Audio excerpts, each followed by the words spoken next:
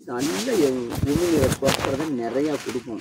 உமிழ்நீர் யார் யாருக்கு சுரக்க கம்மி பண்ணிக்கோ அவங்களுக்கு மலை விரிவிக்கும், மூலம் வரும், ரெண்டாவது வாமிட்டு வரும், திங்கிறது எதுவுமே எடுத்துக்காது. அதுக்கெல்லாம் யார் காரணம்? உமிழ்நீர் தான் வேணும்.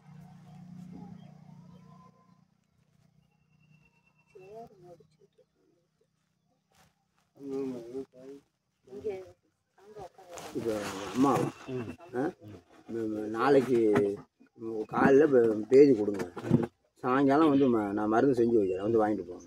இந்த மாதிரி நான் சொல்கிற மாதிரி உணவு கட்டுப்பாடு வச்சுக்கோங்க, வேறு எதுவுமே இல்லை. காய்கறி கீரை நிறையா போகணும். நைட்டு சோறே கொடுக்கக்கூடாது. 6 மணிக்கெல்லாம் ஏதாச்சும் ஒரு தோசையை சுட்டு அவங்களுக்கு ஒரு தோசை கொடுத்துட்டு வெள்ளைன்னா தூக்கத்துக்கு கொடுத்தா போதும். நீங்கள் நைட்டில் 8 மணி 9 மணிக்கெல்லாம் அவங்க சாப்பிட்டாங்கன்னா செரிமானமும் ஆகாது. ஏன்னா ரத்தத்துக்குள்ளே இருக்கிற அந்த சர்க்கரையினோட அளவு கூட இருக்குல்ல, அதை குறைக்கணும்னா 6 மணிக்கெல்லாம் சாப்பாடை முடிக்கணும். நல்ல காய்கறி நிறையா சாப்பிடணும், கீரை நிறையா எடுத்துக்கணும். முட்டை இல்லாமல் அம்மாவுக்கு வைக்கக்கூடாது. காலையில் ஒரு முட்டை திங்கலாம், மத்தியானம் ஒரு முட்டை திங்கலாம், நைட் எதுக்கும் கொடுத்துடக்கூடாது. முட்டை கொடுத்தீங்கன்னா எல்லாம் நீட்டாக. என்ன மணி இன்ன வரையும் திங்காமல் இருக்கிறேன்? எது திங்காமல் இருக்கிறீங்க? இப்போ இனிப்பு உங்கள் வாயில் வச்சா திம்பிங்களா திங்க மாட்டீங்களா?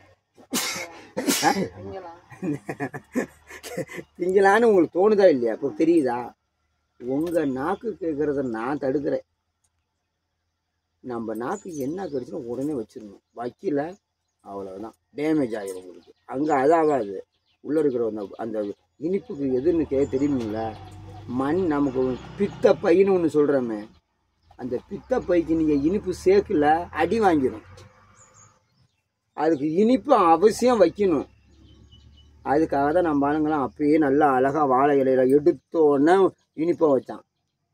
அவர் தான் அந்த நீர். அவர் போய் இந்த உடம்புக்கு வேண்டியதே கொடுக்குறோ அவர் தான். பித்த நீரை தெளித்தா தான் எல்லாமே ஜீரணமாகும், இல்லைன்னா ஜீரணமாகாது. இப்போ உங்களுக்கு டோட்டலாக முடிஞ்சு போச்சா? பித்த நீர் தெளிக்கலையா எப்படி பசி வரும்? உமிழ்நீரை கட் பண்ணிடும், டோட்டலாக மாறுது பாருங்க. அப்படியே உடம்பு இழைச்சிக்கிட்டே வருவீங்க. இதுதாம்மா இயற்கை. இது நம்ம உடலை நம்ம பாட்டுக்கு விட்டுருந்தீங்கன்னா ஒன்று. மாத்திரை திங்கிறீங்களா? எத்தனை மாத்திரை? சரி, இன்னுமே இப்போ நான் நாளைக்கு நைட் நான் மருந்து கொடுத்துறேன் சாயங்காலமா. ஒரு நாளைக்கு 1 போடுங்க, ஒரு நாளைக்கு அரை போடுங்க, ஒரு நாளைக்கு 1/4 போடுங்க, அப்புறம் புட்டு போடுங்க. அப்படியே விட்டுருங்க, உடனே விட்டுறக்கூடாது மாத்திரையை. எப்படி அப்படியே கொஞ்சம் கொஞ்சமாக அதை குறைச்சிக்கிட்டே போகணும். என் மருந்து எடுத்தோடனே டபார்னு ஐயா மருந்து கொடுத்தாருன்னு விட்டிங்கன்னா அடிபட்டுரும். ஏமாற்றணும் அந்த மாத்திரை. ஏன்னா இது ரொம்ப காலமாக சாப்பிட்றீங்களா?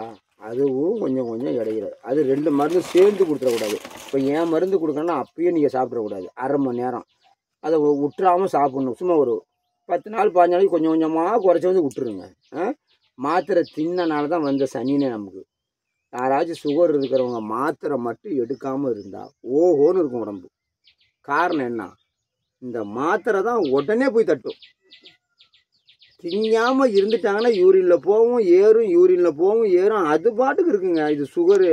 நம்ம போய் கண்ட்ரோல் மாத்திரை பண்ணோன்னா அடுத்த கால் எரிச்சல் வரும், கண்ணை மறைக்கும், எல்லா வேலையும் தெரியும். நைட்டெல்லாம் யூரின் பிச்சுக்கிட்டு போகும் பாருங்கள். மாத்திரை தின்னோன்னு தான் ஸ்டார்ட் ஆகும். இது எல்லாத்துக்கும்